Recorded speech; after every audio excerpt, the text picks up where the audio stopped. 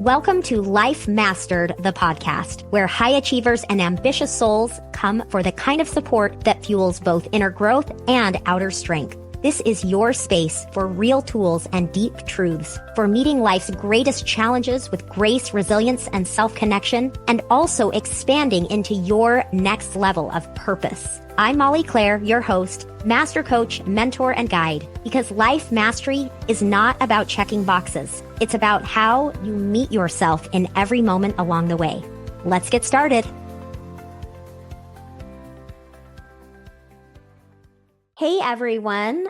I am really looking forward to sharing today's guest with you, Hanna Bier. She is here to talk with us about money. And this topic can be a sensitive topic for a lot of people.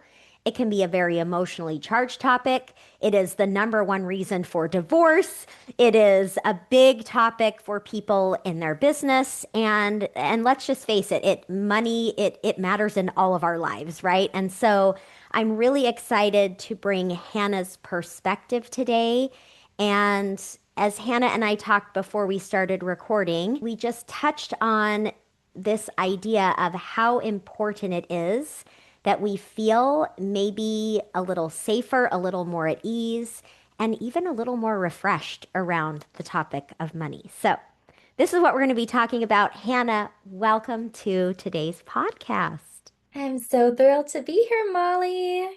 So happy to have you. So, tell everyone a little bit about you.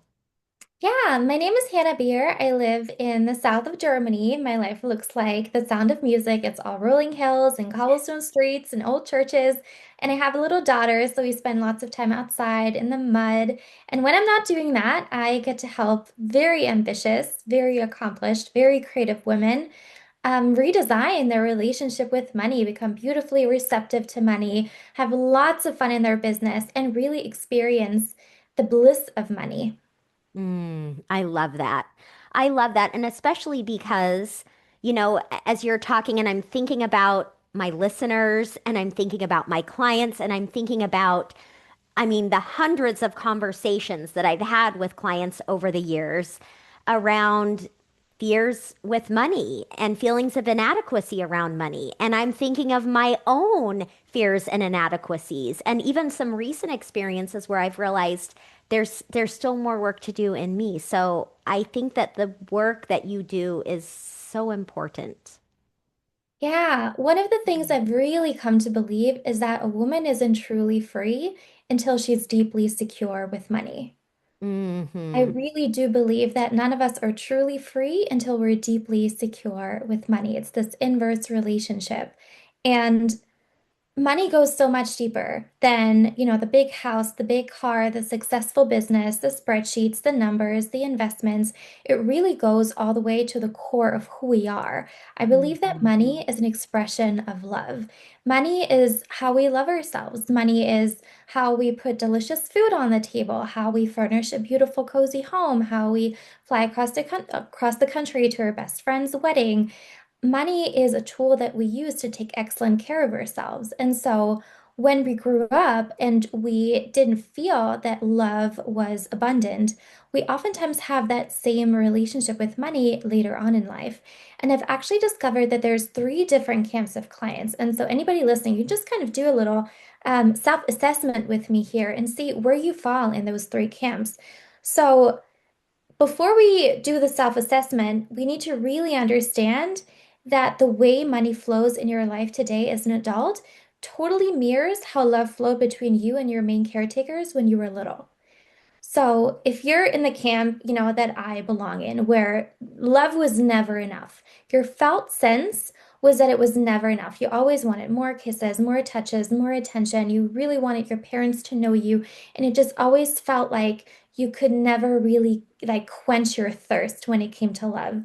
And we really want to work with your felt sense. So maybe your parents really did what they could, you know, it's partly the case for all of our parents, but like you as a child, did you feel like love was dependable, like love was abundant, like your needs were always met, like you always needed, like you always received the answers to your requests that you needed, not where you got everything that you wanted, but where you got what you needed, you know? And so Mhm.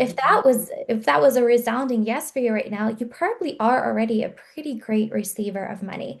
For me, that Mhm. wasn't really the case. For me, my journey in life was really about discovering that it's safe, right, and good to receive the love and the care and the security that I was craving, and that it's not too Mhm. much. The second Mhm. camp of people are the people who got a lot of love and attention from their parents, but it came at a price, you know, where you had to be the Mhm. good little girls, the good little boys. You really had to fit into the family culture, and then you got so much praise and so much recognition and so much love, but you were never really loved for being who you are. Later on in life, you know, some of my clients are extremely accomplished. You know, they have PhDs and they're C-suite executives and they get the insane bonuses. And then I talk, you know, one of them is like a pilot and then has a PhD on top of that. And I'm like, sometimes when clients come to me, I'm like, you are the definition of success. Why do you come to work with me? And then they tell me about their finances, and there's like nothing left.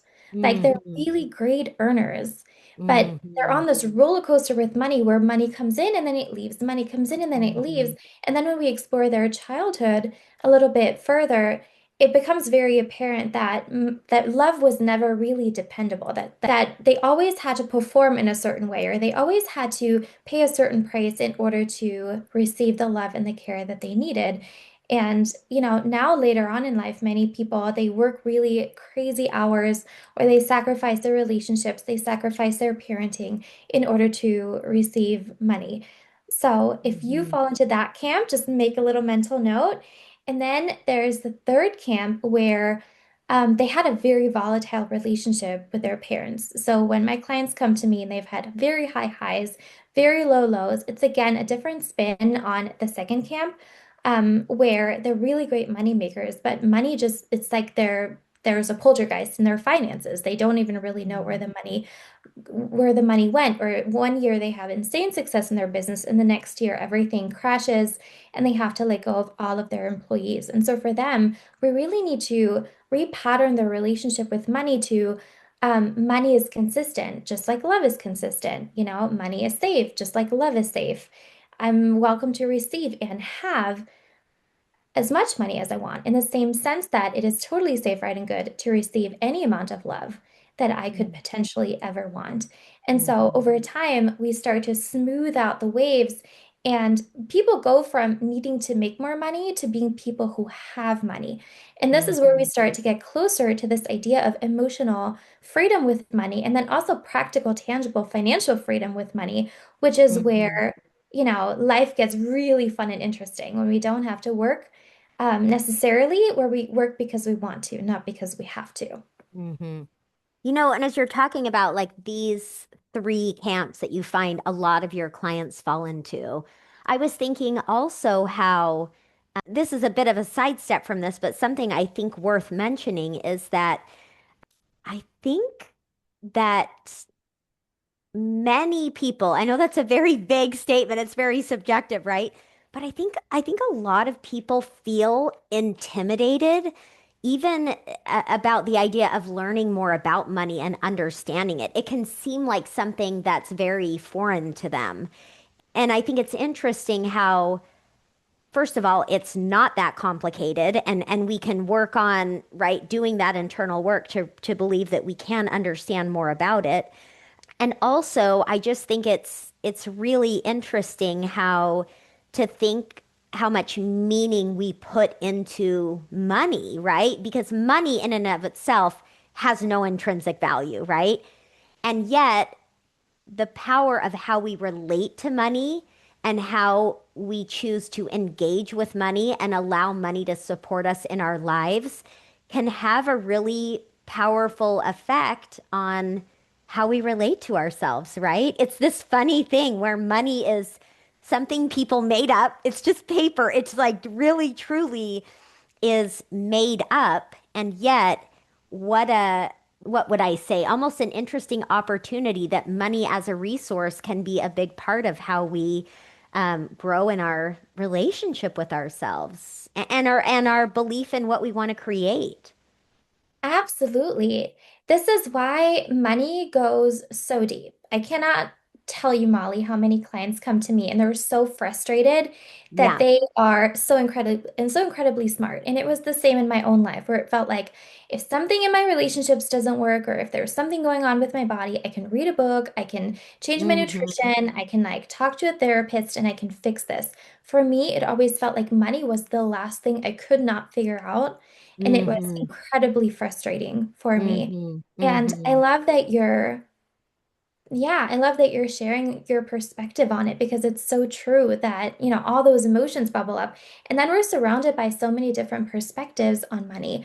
And the thing that Mm-hmm. I always like to remind myself of is that we usually only see rich people talk about money. So whenever I look for information or tips on how to organize my finances, I always have to kind of remember the rich people are usually the people we hear the most, and we need to talk about the distinction between rich and wealthy. A rich person is someone who's willing or able to spend money. So if I see somebody drive a 250K car down the road, all I know is that they're just 250K short or that they signed a very expensive lease for that car. But I don't really know whether they're also wealthy, what their money flow is, whether they sleep soundly at night, whether, they're able to retire at the age that they want to retire. So I really don't know much about that. And I've discovered that wealthy people who are truly relaxed and well with money, who really, have their money set up the way that it really supports them to live the life the way they want to. They're usually not on the internet, creating rage bait. They're usually not very out there and noisy and Mm-hmm. trying to show off their wealth. So for me, trying to heal my relationship with money was also this journey into discovering what does financial freedom and emotional freedom around money actually look like in emotional terms and also in practical terms, and then who are the people I want to learn from? Because it can be so Mm-hmm. overwhelming to decide I want something in my finances to change, and then where do you go for information? Because the internet is welcome to teach you, how to make 100K within 5 minutes or, all of those ideas. But for me, it was really this journey into figuring out like who are the people I want to be like.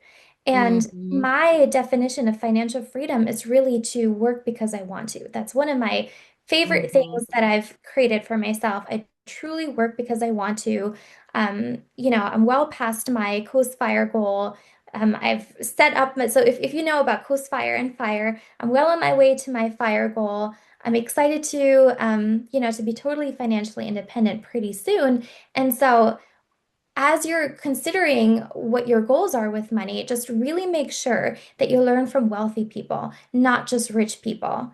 And we Mm-hmm. usually feel most inadequate in comparison to the rich people, where they have the big house and they have the big car and they have the fancy vacations and they have the everything. But you want to make sure that in addition to them having those things, and there's nothing wrong with wanting to give yourself those things, that you're also making sure that they are wealthy, that you learn from the people who have true financial well-being. Mm-hmm.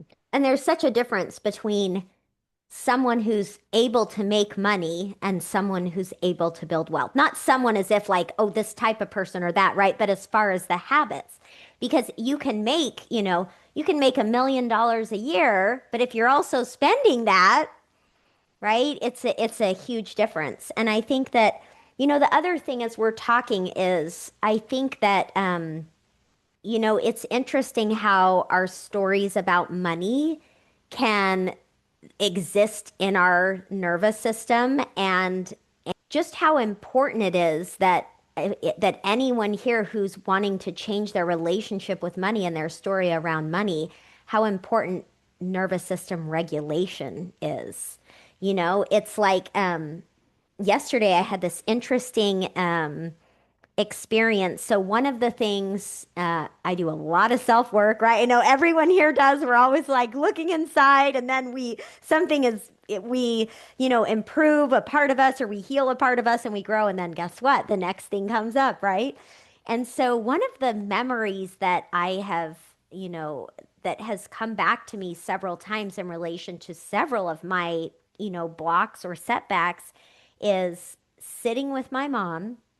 This is just, I could be making this up, but I think it was once a month, something like that. Maybe it was every couple weeks or whatever. But she would sit at her desk at the top of the stairs, and I would just like be laying on the floor by her because I didn't have a lot of time with my mom. And she would be paying the bills. And there would always get to a point when she would say, she would just sigh and she would just say, we're in the hole. Like every single time. So here I was, right, as a child, watching this experience of watching my mom, a single mom. So what did I do? I got this idea that about how much money women can have, what the experience of a single mom is, right? And I watched and could feel how hard that experience was for her, right? And so anyway, having said all of this, it's a lot happened for me within that I carried with me. And it was so interesting because yesterday I was sitting down to go through some of my bills, and just this last year, this within the last couple of months, I actually moved houses and I had a whole bunch of other expenses. So it's like if everything financially feels like it's like in upheaval right now. And I noticed as I sat down, having this clear visual of that, almost like even though I have distance from it, and even though I've created a very different relationship with money in that moment, when I was experiencing having many bills having come in, and feeling maybe some of those familiar things, that memory was like burned in my brain. And I'm like, I've still got work to do here. It's interesting because you're touching on a feeling that so many of us hold around money. And back when I was so broke, worrying about paying rent, like feeling really embarrassed, feeling terrified about my future, I always Hmm. thought, once I hit this number, I'll feel safe. Once I Yeah, hit that yeah. number, I'll feel safe. Once I make this happen. And I did have some moments where I started to experience how nice it is to have money, but more because I proved to myself that I was a great money maker. So having that Hmm. change in my identity was extremely powerful. I remember living in Amsterdam and my savings hit 17,500 for the first time. And I was Hmm. sitting looking at my bank statement, and just my whole body had like the sense of release, just like like from head to toe, just this ripple of relaxation of like, I was able to make this money and save this money. And I could do Hmm. this over and over and over and over again. And it felt so good. And then, of Hmm. course, my next goal, was set. And so I was now working toward this and then toward that, and then toward this. And so for early on in my business, I already had like clients that were earning like 10 times as much as me or had Hmm. significantly more money than me. Many of my clients came from family wealth or had careers where you just make a lot of money. And Hmm. so through working with them, I really discovered that having a certain amount of money doesn't prevent you from having this sinking feeling of we're in the hole. It's That's not. right. That's It can't right. be taken away. Just this constant feeling of not enough, not enough, not enough. And actually being in the energy of I want more, I want more, for many of us emotionally translates to not enough, not enough, not enough, not enough. Absolutely. When you said that and I think I want more, that's a terrible feeling for me. Not that I don't, it's just the words, right? I want more does communicate to me, oh my gosh, there's a space here that's vacant, that's void, that I need more, is what it feels like. Which is not a good Yeah. feeling. Yeah. Yeah. And Interesting. you can feel like, even just, everybody listening, you can just kind of, even as we're talking about it, I can imagine that your body is already shifting, that your posture, like my shoulders Hmm. are moving forward and I'm feeling like very small and very constricted and my heart starts to beat a little faster. So this thought, I want more money, I have to, I need to be successful, I have to earn, like, oh my God, my whole body just tenses up. It It's feels so awful. stressful. And Yeah. so I always tell my clients thoughts that are true feel light and giggly. Thoughts that are true feel like a relief. So we need to shop around for better feeling thoughts because the current thought that 99.9% of the world population are thinking, and again, it's irrespective of how much money actually somebody has. There could be somebody earning 30K a year and feeling so absolutely relaxed and abundant with money. There is Hmm. probably lots and lots of, billionaires with like even more richer billionaire friends that feel like the greatest losers with money, who feel like it could be taken at any moment. And so we need to really assess what thoughts we're holding around money, and your body will tell the story of whether or not that thought is true or false. And we need to shop around for better feeling thoughts. And so, one of the shifts that we can make around the thought of I want more money is to really become aware of all the money that you already have. So, being really grateful for the money that's already in your life. I remember when I first really understood this, I looked over at my shoes and I was like, I have way more shoes than I could ever wear. Like, I have 2 feet and I have, like, I don't know, 8 pairs of sneakers sitting there, or I Mhm. have 2 bedside tables. Like, I'm one person. Like, I can't Mhm. even, what do you mean? It's like way too much, way more than I ever could need. And I started to look around my life and I just saw excess. Like, I'm one person. I don't need 10 plates, but here are 10 plates, or I have Mhm. 2 frying pans. Do you know what I mean? I could never, ever, ever use 2 frying pans at the same time. And I was just walking through my life and just seeing excess absolutely everywhere. And then I also started to think about the history of money, how it first began. And so back when we were still bartering, I would give you some tomatoes and you would maybe give me some chicken in exchange. And then over time, we used money as a placeholder. And so money Mhm. really became this way of communicating to one another. Thank you. Thank you for the Mhm. tomatoes. I appreciate your gardening. I appreciate your farming. I appreciate your expertise on growing tomatoes. I appreciate the contribution that you are making with your skills and your talents to this community. I appreciate how you're helping all of us thrive.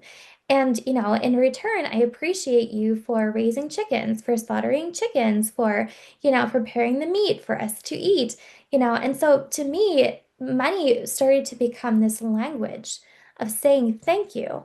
And so now, anytime that I use money and I pay something, I always think about, if I go to the store and I buy tomatoes, for example, I'll think, thank you so much for the people who selected the seeds, who prepared the soil, for the people driving the tractors and watering the tomato plants and harvesting. I just think about the whole chain of people who are using their precious time to help grow these wonderful tomatoes. And I love that anytime that I spend money, I help somebody feed their family.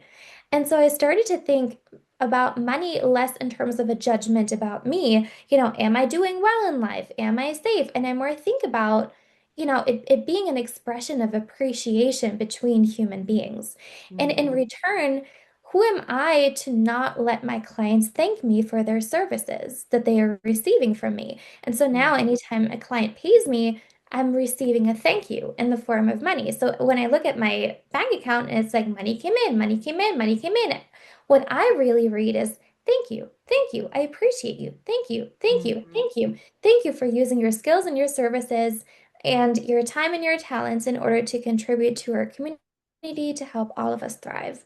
Mhm. And so, And I think that's where I know a lot of the work that I've done with my clients and for myself as well is really becoming more comfortable with being able to receive. Receive in all ways, right? Receive compliments, receive help and care and love. And I think we can sometimes be so hyper independent or feel guilty receiving, right? Especially, I see this pattern with so many, especially coaches, people that are in the helping field. We're so comfortable giving, but guess what? Like, we have to really, truly be able to not just be okay receiving, but actually enjoy the experience of receiving and believe that it's good. It's good, right, to give and to receive because we have to be able to receive in order to have more money. yeah. Mhm. And also, it's not noble to be bad receivers. We're Yeah, spoiling the fun of letting other people love us. I know, Like right? one of my best friends, she loves to come over and she always eats all of my food. Like she'll come over and there's like a gigantic pot of stew sitting in my kitchen, and I'm making it for the week, and she just eats the whole thing. And just Mm-hmm. like one sitting, it's all gone. And she's like, "Do you have more? Can I have anything else?" And like she's my dream guest. Like she's perfect. Like please come into my house and like open all of my cabinets and help yourself to Mhm. anything that you can find. Like I love it when people make it so easy for me to love them. When people say, Mhm. "Yes, please. Yes, thank you. Oh, can I Mhm. have seconds? This was so Mhm. delicious. Oh, I appreciate you so much. And can you help me with this? Can you like it's so much fun to get to love people." And Mhm. so how rude then to spoil other people's fun in getting Mhm. to love you. It's not Mhm. noble to be like a no, no, no, no, no. And so being a Mhm. great receiver is also about sometimes my clients say, "Oh my God, I just feel so mushy. I feel so soft," and that's you turning into a better receiver when you're more in the energy of yes and less in the energy of no. And you appreciate that other people also have the right to love you. Mhm. Like were you to Mhm. say that other people aren't allowed to love you? So there's wonderful you walking around the planet and we're all just supposed to like withhold our love? No. And so paying you and giving to you and loving you and appreciating you and complimenting you, that's just safe, right, and good. And Mhm. so for me, the switch really flipped when I started thinking about, like two babies being born. Like, does one of them deserve more love and care and safety and attention than the other? No.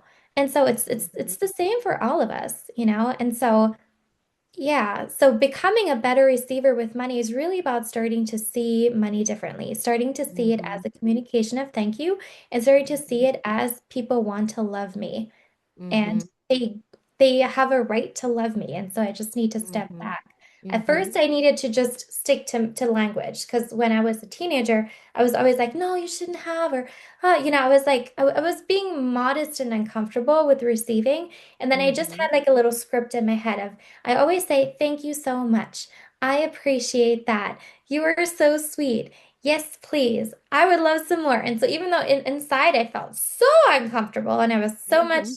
happier being a giver, I just needed to stick to my little script and say, thank you so much. I appreciate that. And just let people Mhm. give to me.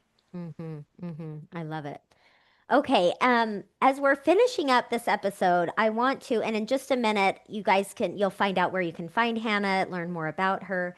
Um, but I would love any final tips of just one or two things that my listeners could do today to either open up their ability to receive. I know you've already you've already given a lot of tips and ideas, but if they're, especially if someone's just wondering like, what's one small step that I could take today? What would you say to them? Yeah, one of my favorite things that I love to do with money is I love to label in my banking app on my phone. And even if your bank allows it, you can even label your different accounts. My setup is very simple. I have a checking, I have a saving, and I have all of my investments.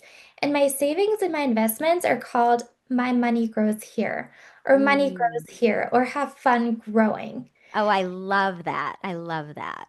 Yeah, and you can your checking account can be thank you, or it can be, money comes through here, or I'm so grateful Mhm. for you to come through here, or whatever resonates with you. So just label your banking apps. I have my app. I changed that name, and then also my different accounts that I have inside my banking app.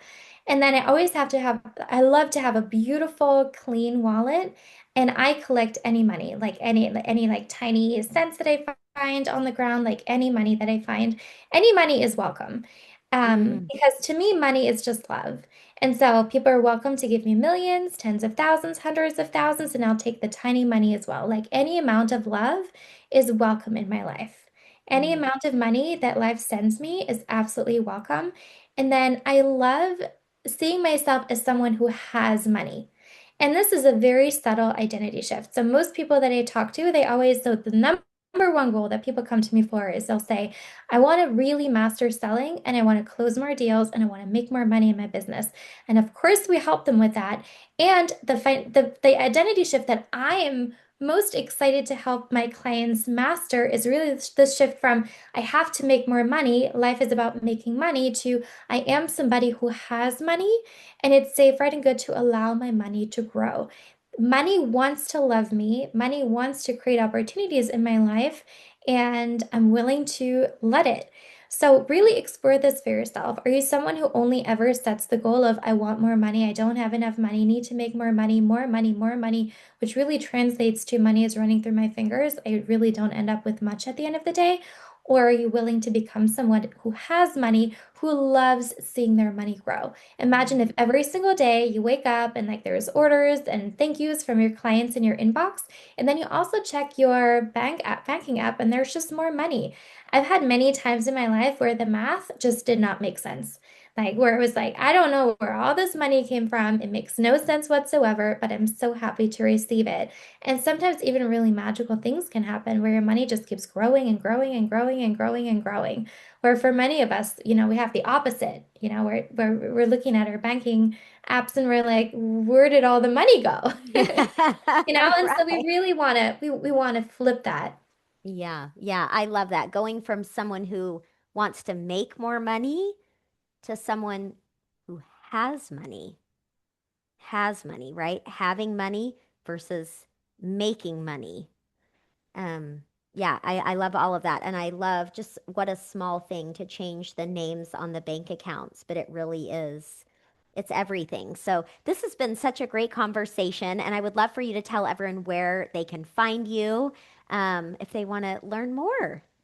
Absolutely. My website is hannabier.com. That's HANNABIER.com. You're welcome to find more about my programs, my services, apply to work with me, and there's also some freebies on my website for you to explore. If my philosophy around money interests you, then my freebies are a really great place to start, to just really start to think about money differently and to really start setting your own goals around money because everyone has their own path with money. And we need to make sure that we're working on the right goals with you. For me, for example, I'm not a big house, big car kind of person. I'm a travel the world kind of person. So many of the goals Mhm. that other people might have with money are just not my goals. And it's probably the same for you. So, yeah, check out my freebies to really clarify your vision with money. And then I'm Yeah. also on Instagram at Hannah Money Bliss. Come say hi. I love it. Thank you so much. And I'll just say those of you listening, like, just if there's one one thing on this that spoke to you, just take it in and really let whatever seed was planted work for you.